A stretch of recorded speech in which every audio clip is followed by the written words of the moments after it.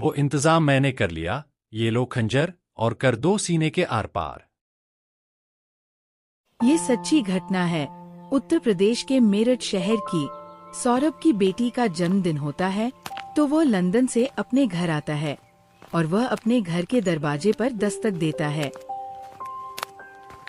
फिर सौरभ की बीबी घर का दरवाजा खोलती है। अरे सौरभ, आ गए तुम? अरे आता कैसे नहीं, आज मेरी बेटी का जन्मदिन जो है, कहाँ है मेरी लाडली बेटी? फिर सौरभ अपनी बेटी के पास जाता है। अरे कैसी है बेटा तू? ठीक हूँ पापा मैं। आज मेरी बेटी का जन्मदिन है ना, इसलिए मैं तुम्हारे लिए बहुत सारा सामान लेके आया हूँ। सच में पापा? हाँ हाँ बेटा, सच में। अरे आप बाप बेटी बातें बाद में करना। आप इतनी दूर से ट्रेवलिंग करके आए हो, थक गए होंगे। मैं आपके लिए पानी लेकर आती हूँ। और बेटा तुम्हारी पढ़ाई कैसी चल रही है? अच्छी चल रही है पापा। जब मुस्कान पानी लेने रसोई में आती है तब अपने प्रेमी साहिल को फोन लगाती है। पहले ना साहिल को फोन कर देती हूँ, उसे बता देती हूँ मेरा पति घर आ गया है।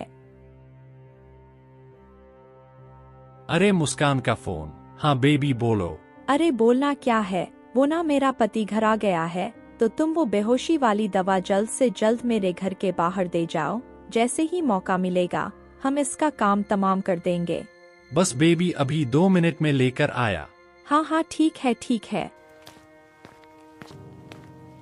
बेटा खाना खा लिया तुमने? हाँ पापा, मैंने खाना खा लिया। फोन काटकर मुस्कान अपने पति को पानी देने जाती है। ये लीजिए पानी, आप पानी पीकर हाथ मुंह धो लीजिए, तब तक मैं आपके लिए खाना लगा देती हूँ। हाँ ठीक है। सौरभ पानी पीकर हाथ मुंह धोने चले जाता है। तभी मुस्कान घर के बाहर चली जाती है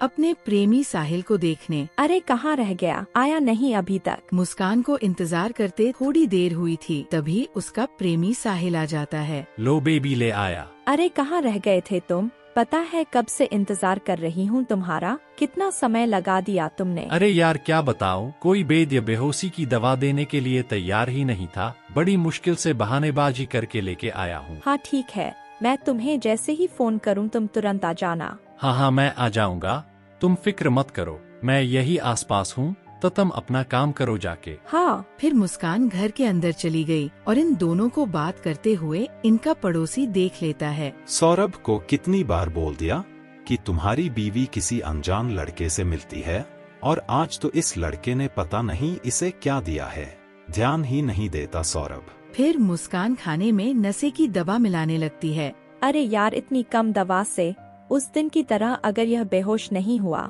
हमारा तो सारा प्लान ही चौपट हो जाएगा। हाँ एक काम करती हूँ, यह पूरी दवाई इसमें डाल देती हूँ, फिर देखती हूँ यह कैसे बेहोश नहीं होता। फिर मुस्कान खाने में वो सभी दवा मिला देती है और खाने को लेकर अपने पति सौरभ के पास जाती है।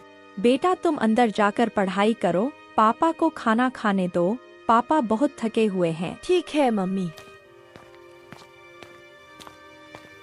अरे वाह मुस्कान, मेरी पसंद की खीर। हाँ हाँ सब तुम्हारी पसंद का ही बनाया है मैंने। बहुत बहुत धन्यवाद मुस्कान, तुम मेरा कितना ख्याल रखती हो। भगवान तुम्हारे जैसी पत्नी हर इंसान को दे। हाँ हाँ ठीक है, अब जल्दी से खाना खा लो वरना ठंडा हो जाएगा। फिर सौरभ खाना खाने लगा। मुस्कान आ जाओ, तुम भी खा लो। मुस्कान हड़बड़ाते हुए बोली। अरे नहीं नहीं, मैंने तो खा लिया खाना। सौरभ फिर से खाना खाने लगा। मुस्कान गिलास में पानी लाती है और सौरभ से कहती है, यह लीजिए पानी। जैसे ही सौरभ अपना खाना खत्म करके पानी पीता है, उसे चक्कर आने लगते हैं। अरे मुस्कान, शायद थकान की वजह से ना मुझे नींद आ रही है। हाँ हाँ कोई बात नहीं, आप आराम कीजिए। फिर सौरभ को खाने में मिली दवा का असर हो जाता है और वह बेहोश हो जाता है। फिर मुस्कान खाने की थाली उठाकर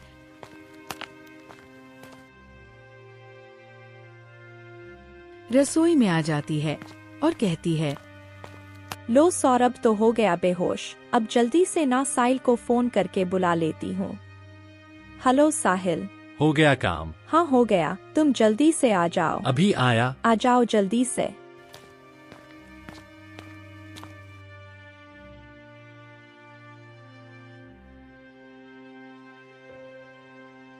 अरे बेहोश तो हो गया ना। हाँ हाँ हो गया, पर अब इसे मारे कैसे? वो इंतजाम मैंने कर लिया। ये लो खंजर और कर दो सीने के आर पार। अरे नहीं नहीं, ये मुझसे नहीं होगा, मुझे बहुत डर लगता है। अरे यार तुम भी, मैं तुम्हारे साथ हूँ, कुछ नहीं होने दूंगा, सब देख लूंगा। ये पकड़ो तुम। फिर वे दोनों मिलकर सौरभ का कत्ल कर देते हैं। जैसे ही वे कत्ल करते हैं तभी सौरभ की बेटी देख लेती है और उसकी चीख निकल जाती है। अरे अब क्या करें? अरे कुछ नहीं, मैं हूँ ना, मैं देखती हूँ। तभी उनका पड़ोसी भी चीख सुन लेता है और कहता है, अरे यह चीख कैसी? ये आवाज तो सौरभ के घर से आई है, कहीं कुछ गड़बड़ तो नहीं? फिर वह हड़बड़ाते हुए भागता है और उधर मुस्कान अपनी बेटी को पकड़कर धमकाती है। अगर तुमने किसी को कुछ बताया ना, तो तुम्हारा हाल भी तुम्हारे पापा की तरह ही होगा। नहीं मम्मी, मैं किसी को कुछ नहीं बताऊंगी। कुछ बताना भी मत। उसकी बेटी रोती रह जाती है और वे दोनों सौरभ का कत्ल करके ड्राम में डालते हैं। ये ले मुस्कान, हमारे रास्ते का कांटा सदा के लिए साफ हो गया। डालो डालो। हम सदा के लिए आजाद हो गए। हाँ ये तो तुम सही कह रहे हो। हम एक काम करते हैं, बाजार से सीमेंट लाकर इसे पैक कर देते हैं, ताकि मोहल्ले वालों को इसकी बदबू भी ना आए। हाँ चलो। जल्दी चलो। फिर वे दोनों बाजार से सीमेंट लाकर सौरभ को ड्राम में पैक कर देते हैं और उसकी बेटी अपने पापा की ऐसी हालत देखकर रोती रहती है। लेकर दिया साले का काम तमाम, पूरे 15 टुकड़े करके इसमें पैक कर दिया, किसी को कुछ बनक भी नहीं लगेगी। हाँ सही है, अब हम चलेंगे घूमने। फिर वहाँ पर पुलिस आ जाती है। घूमने नहीं, तुम जाओगे सीधा जेल में। अरे पुलिस! अरे साहब, हमने क्या किया है, हम क्यों जाएंगे जेल? अच्छा तो बहुत भोले बन रहे हो। तुम्हारा पति सौरभ कहाँ है? साहब मुझे क्या पता, कहीं बाहर ही गया होगा। बाहर गया है तो तुम्हारे चेहरे पर खून के धब्बे कहाँ से आए? साहब वो तो ये। कुछ नहीं सर, वो पेंट गिर गया था। अरे पुलिस अंकल, मैं बताती हूँ आपको मेरे पापा कहाँ गए। इन्होंने ना मेरे पापा के टुकड़े करके इस ड्राम में पैक कर दिया। क्या? इसका मतलब तुम्हारा शक बिल्कुल सही था और तुम दोनों को तो मैं छोड़ूंगा नहीं, फांसी के फंदे पर लटका के ही मानूंगा। फिर साहिल भागने लगता है। तभी उसको पुलिस पकड़कर थाने ले जाती है और मुस्कान को भी। तो दोस्तों कहानी कैसी लगी? अगर पसंद आए तो वीडियो को लाइक करें और चैनल को सब्सक्राइब करें ऐसी ही मस्त कहानियाँ देखने के लिए।